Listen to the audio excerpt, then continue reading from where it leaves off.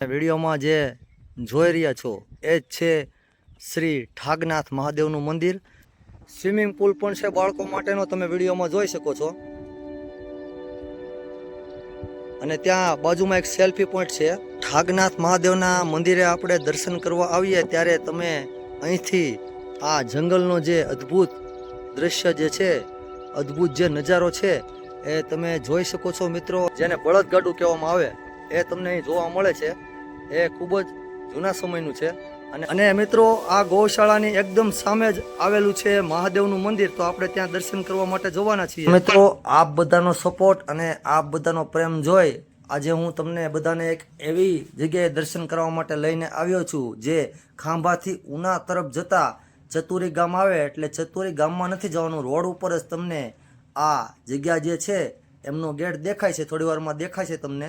તો એ ગેટ જે છે એ બાપાના ડુંગરાના નામથી ઓળખાય છે. તો એ ગેટની અંદર થઈ અને પછી જ આપણે ત્યાં જવાનું છે. મિત્રો તમે જોઈ રહ્યા છો, મેં પહેલાં વાત કરી એમ આ ગેટ જે દેખાય છે અહીંથી જ આપણે કાચા રસ્તેથી એ મંદિરે જઈશું અને ત્યાં એક મહાન સંત થઈ ગયા એમનો ઇતિહાસ પણ તમને આ વિડીયોમાં જોવા મળશે. તો તમે વિડીયોમાં મિત્રો અત્યારે આપણે જઈ રહ્યા છીએ ઠાગનાથ મહાદેવના મંદિરે દર્શન કરવા માટે, જે એક ડુંગરા ઉપર આવેલું મંદિર છે.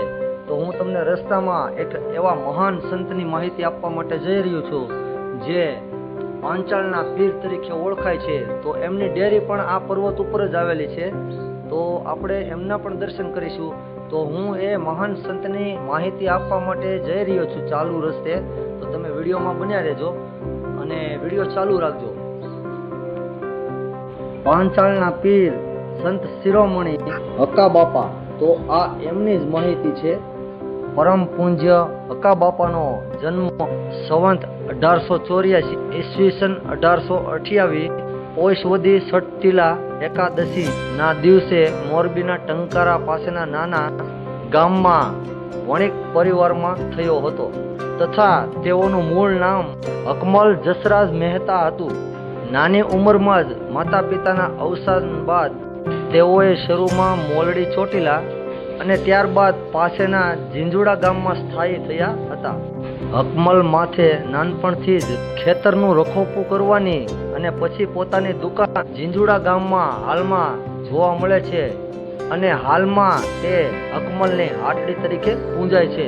તો મિત્રો હજી પણ આમની ઘણી બધી માહિતી તમને હું બતાવીશ, તો તમે વિડીયોમાં બન્યા રહેજો. સંસારની આ મોહમાયાના બદલે શિવ આરાધનામાં મગ્ન અકમલને 17-18 વર્ષની ઉંમરમાં જ ઠાગનાથ મહાદેવના નામનો સાક્ષાત્કાર થયો હતો મિત્રો. અને મહાદેવ પાસેથી ગુરુ ઉપદેશ ધારણ કરી તેઓ તેમના શિષ્ય બન્યા. પોતાનું સમગ્ર જીવન લોકસેવા અને પ્રભુ ભક્તિને સમર્પિત કરનારા અકમલને પાંચાળના હકડા પીરનું બિરુદ મળ્યું હતું મિત્રો. થાનના સિદ્ધ ગેબીનાથ, સેવાવન બાપુ અને મેપા બાપુ, આપા રતા, આપા જાદરા, આપા દાના, આપા ગોરખ, આપા ગીગા, પાળિયાદના વિહામણ બાપુ, ઝર ચોબારીના લટુરિયા બાપુ, સણોસરાના ભાણ બાપુ જેવા અનેક સિદ્ધ સંતો સાથે સત્સંગ કરનારા શ્રી હક્કા બાપા પોતે નરસિંહ અવતાર હતા. સંસારના નિયમ મિત્રો આપણે હવે જઈ રહ્યા છીએ ઠાગનાથ મહાદેવના મંદિરે અને હક્કા બાપાની હજી ઘણી બધી માહિતી જે છે એ આગળ તમને જોવા મળશે. તો તમે વિડીયોમાં બન્યા રહેજો. તમે જે આ કાચો રસ્તો જોઈ રહ્યા છો ત્યાંથી જ હું આવ્યો છું મારી બાઇક લઈ અને આ ઠાગનાથ મહાદેવના મંદિરે એક ટેકરી ઉપર, પર્વતની ટેકરી ઉપર જ આવેલું છે ઠાગનાથ મહાદેવનું મંદિર મિત્રો. તો આ છે એમનો ગેટ. તો તમે વિડીયોમાં જોઈ શકો છો આ ઉપર જે ધજા દેખાય છે ત્યાં એક ડેરી પણ આવેલી છે જેને બાપાના ડુંગરાના નામથી ઓળખાય છે. તો આપણે હવે જઈએ આ રસ્તેથી મહાદેવના દર્શન કરવા માટે અને સાથે સાથે એ ડેરી જે છે ત્યાં પણ દર્શન કરીશું અને જે આશ્રમ છે એ પણ હું તમને બતાવીશ. તો તમે વિડીયોમાં બન્યા રહેજો મિત્રો. અને હા મિત્રો, આ પર્વત ઉપરથી જે ચારેય કોરનો વ્યૂ છે જંગલ વિસ્તારનો એ પણ તમને જોવા મળશે. તો તમે વિડીયોમાં બન્યા રહેજો મિત્રો. તો ચાલો જઈએ આપણે દર્શન કરવા માટે મહાદેવના.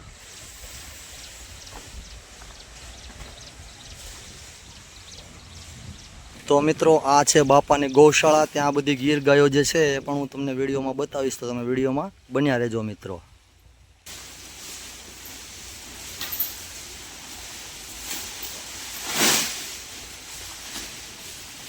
તો મિત્રો તમે જોઈ શકો છો અહીં તમને આ જે ગાયો જોવા મળે છે એ બધી ગીર ગાયો છે. અને અહીં એક કાળા રંગની એક ઘોડી જે છે એ પણ તમને અહીં ઘાસ ચરતી જોવા મળે છે. તો આ બધી ગીર ગાયો છે એ પણ એટલી અદ્ભુત છે મિત્રો. તો તમે એ ગાય માતાના પણ દર્શન કરો અને આ ઘોડી જે છે એ પણ તમને જોવા મળે છે મિત્રો આ ગૌશાળામાં. તો આ છે બાપાની ગૌશાળા.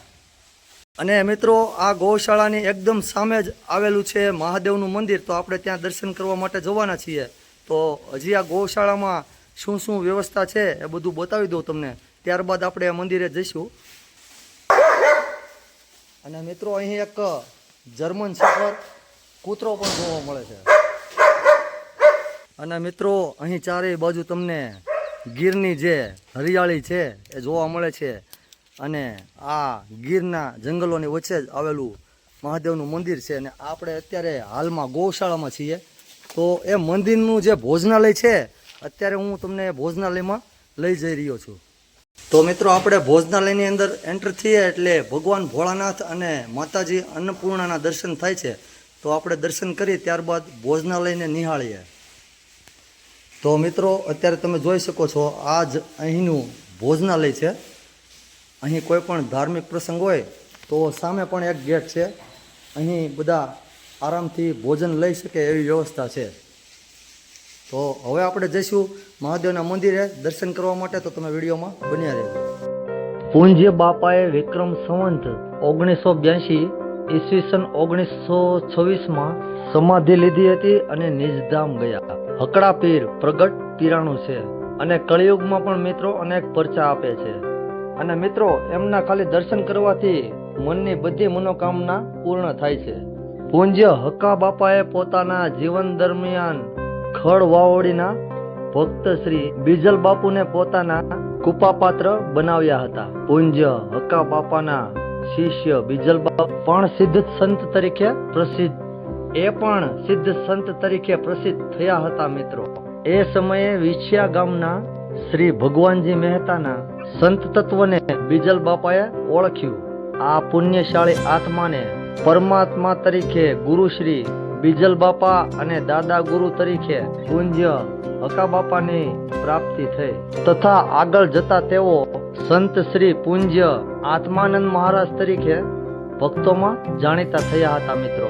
ગુરુ કૃપાથી કળિયુગમાં પણ પરચા પૂરનારા લોક કલ્યાણ માટે આશ્રમો અને અન્ય ક્ષેત્રો શરૂ કરનાર પૂજ્ય આત્માનંદ મહારાજે ભક્તિનો માર્ગ બતાવી અનેકોના મનખા સુધાર્યા હતા મિત્રો. તેઓની સૌથી નાની દીકરી પૂજ્ય સરસ્વતી બેનને વારસામાં પિતાની ભક્તિ અને શક્તિ પ્રાપ્ત થઈ છે. તથા સંત શ્રી બીજલ બાપા તથા નરસિંહ અવતાર એવા હકડા પીરની કૃપાથી તેઓ ભારતભરમાં ભગવાનના ગુણાનુવાદ ગાય છે અને પોતાના શિષ્યોને ગુરુ કૃપાનું મહાત્મ્ય બતાવે છે. તો મિત્રો આ હતી આ મહાન સંતની જાણકારી. અને મિત્રો આવા અનેક સંતો સૌરાષ્ટ્રની ધરા ઉપર થઈ ગયા છે અને અનેક ઇતિહાસો અહીં સૌરાષ્ટ્રની ધરતીમાં તમને જોવા મળે છે. તો મિત્રો આવી અનેક પ્રકારની વિડીયો મારી આ યુટ્યુબ ચેનલમાં તમને જોવા મળશે. પણ સાથે સાથે ચેનલને સબસ્ક્રાઇબ કરવાનું ભૂલતા નહીં. તો ચાલો મિત્રો,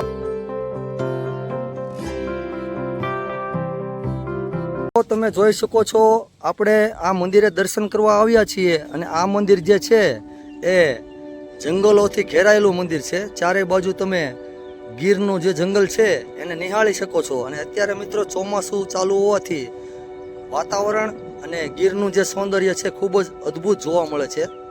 તો અહીંથી જ તમને એ મહાદેવનું મંદિર જોવા મળશે. તો એ પણ હું તમને બતાવું. અને મિત્રો આપણે સામે પહેલા ગૌશાળામાં ગયા હતા, ત્યાં અમે તમને ગીર ગાયોના દર્શન કરાવ્યા. અને આ બાજુ પણ ગીરનો જે નજારો છે, જે દ્રશ્ય છે કેટલું ભવ્ય દેખાય છે, તમે વિડીયોમાં જોઈ શકો છો. તો મિત્રો સામે જે ધજા ફરકે છે એમની નીચે જ આવેલું છે મહાદેવનું મંદિર. તો આપણે ત્યાં દર્શન કરવા જઈશું. મિત્રો આપણે ઠાગનાથ મહાદેવના દર્શન કરવા જઈએ એ પહેલાં અહીં તમે એક માતાજી છે એમના દર્શન કરી શકો છો. પરમ પૂજ્ય સરસ્વતીબેન પૂજ્ય બહેનજી ગુરુ શ્રી આત્માનંદજી મહારાજનો આશ્રમ, અને એ આશ્રમ છે મિત્રો એ પંચાળમાં આવેલો છે. તો આપણે આ બેનના પણ દર્શન કરી શકીએ છીએ, આ માતાજીના. તો હવે આપણે જઈએ મહાદેવના દર્શન કરવા માટે. આપણે હકા બાપાની જે ડેરી છે ત્યાં દર્શન કરી લીધા, અને તમે વિડીયોમાં જે જોઈ રહ્યા છો એ જ છે શ્રી ઠાગનાથ મહાદેવનું મંદિર. તો આપણે એ મહાદેવના મંદિરે દર્શન કરીએ મહાદેવના. તો તમે વિડીયોમાં બન્યા રહેજો મિત્રો. તો અહીં તમને પહેલાં નંદીજી મહારાજના દર્શન થાય છે, એમની આગળ કાચબાજીના દર્શન થાય છે, અને આ સામે તમે દર્શન કરી રહ્યા છો એ જ છે ઠાગનાથ મહાદેવ.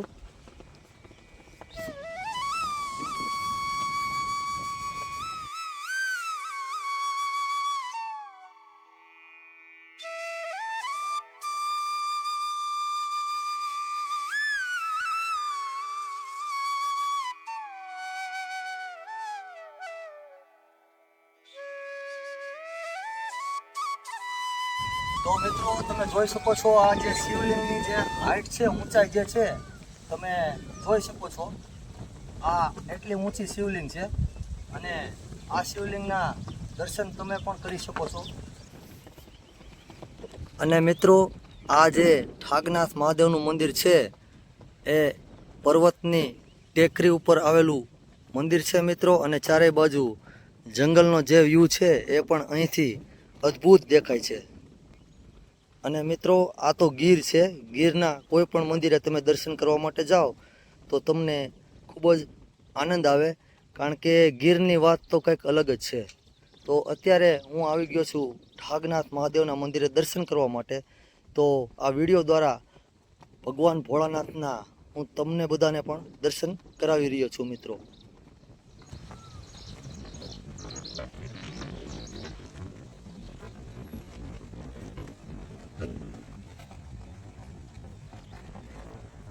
ઠાગનાથ મહાદેવના મંદિરે આપણે દર્શન કરવા આવીએ ત્યારે તમે અહીંથી આ જંગલનો જે અદ્ભુત દૃશ્ય જે છે, અદ્ભુત જે નજારો છે એ તમે જોઈ શકો છો મિત્રો. અને અત્યારે ચોમાસાની સિઝન ચાલુ છે, તો ગીરની જે હરિયાળી છે એ પણ અહીંથી ખૂબ જ અદ્ભુત દેખાઈ આવે છે.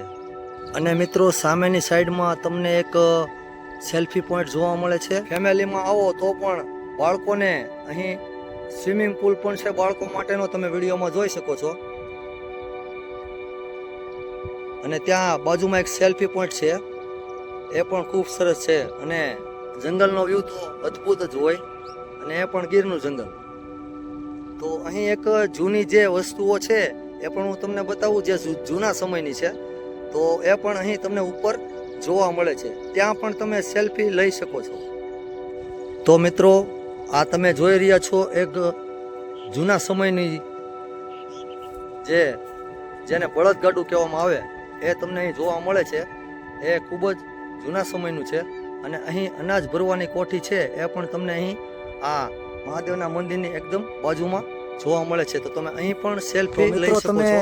અહીં જોઈ શકો છો આપણે મહાદેવના દર્શન કરી લીધા, અને ત્યારબાદ મેં તમને બળદગાડું જે છે એ પણ બતાવ્યું, એમની બાજુમાં અનાજની કોઠી હતી એ પણ બતાવી.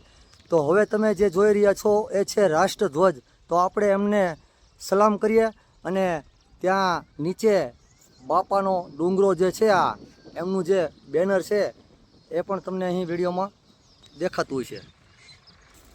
મિત્રો આજે આપણે આવ્યા હતા મહાદેવના મંદિરે, જે એક ખૂબ જ અતિ ભવ્ય મંદિર હતું. ત્યાં મેં તમને મહાદેવના મંદિરના દર્શન કરાવ્યા, અને ત્યાં એક મહાન સંત જે હતા એમની ડેરી જે હતી ત્યાં આપણે દર્શન કર્યા. એ બધી જગ્યાએ મેં તમને આ વિડીયો દ્વારા દર્શન કરાવ્યા મિત્રો. અને અહીં ચારે બાજુ ગીરનો જે જંગલનો વ્યૂ આવે છે એ પણ મેં તમને આ વિડીયો દ્વારા બતાવ્યો. તો આવી અવનવી વિડીયો જોવા માટે તમે મારી આ યુટ્યુબ ચેનલને સબસ્ક્રાઈબ કરજો અને આ વિડીયોની લિંક એક બીજા મિત્રો સુધી જરૂર શેર કરજો. તો મિત્રો હવે મળીશું નવી વિડીયોમાં કંઈક અલગ જગ્યાએ કંઈક અલગ વિષય ઉપર. ત્યાં સુધી બધાને જય ભોળાનાથ સાથે જય હિન્દ જય ભારત.